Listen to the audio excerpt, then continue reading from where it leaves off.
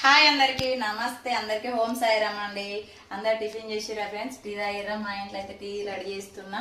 ఇంకనైతే పూజ అయిందండి. ఈ రోజు అయితే ఇట్లా చిన్నగా చేసేసిన. మొత్తం దేవుళ్ళు అయితే అన్ని క్లీన్ చేసి బొట్లు పెట్టిన. టైం చాలా పట్టింది.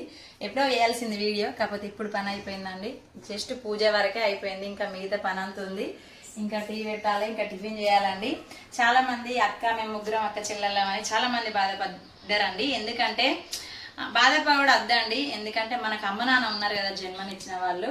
మనం వాళ్ళ కోసమే వెళ్ళాలి, టైం స్పెండ్ చేయాలి. రాఖీ పండుగ వచ్చిందంటే ప్రతి ఒక్క సిస్టర్ కు బాధ ఉంటది లేని వాళ్ళకు.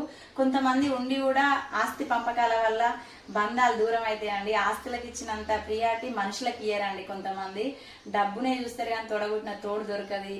కోట్లు లక్షలు ఎలా అయినా సంపాదిస్తాం కానీ ఒక రక్త సంబంధాన్ని బంధాన్ని సంపాదించలేం కదా. అది కొంతమందికి అర్థం కాదు.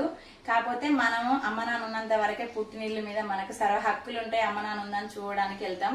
అమ్మ నాన్న లేనప్పుడు మనం ఎందుకు వెళ్తామండి? ఎంత వెళ్ళినా అట్లా వెళ్ళి ఇట్లా వచ్చేటోళ్ళమే. అంతేకాదు ఫ్రెండ్స్, నాకు తెలిసిందైతే మీకు చెప్పినా ఎవ్వరు బాధపడకండి. అమ్మ నాన్న ఉన్నంతసేపు మనం వెళ్ళాలి, కలవాలి, వాళ్ళతో టైం స్పెండ్ చేయాలి. అది దేవుడు ఇచ్చిన గొప్ప వరం అని చెప్తాను. ఎందుకంటే వాళ్ళు మనకు జన్మనిస్తేనే ఈ రోజు ఈ ప్రపంచాన్ని ఇస్తున్నాం అంటే ఖచ్చితంగా తల్లిదండ్రుల కారణం అండి. ఓకేనా ఫ్రెండ్స్? అందరికైతే మరొకసారి ఓం సాయిరామ్. Bye bye.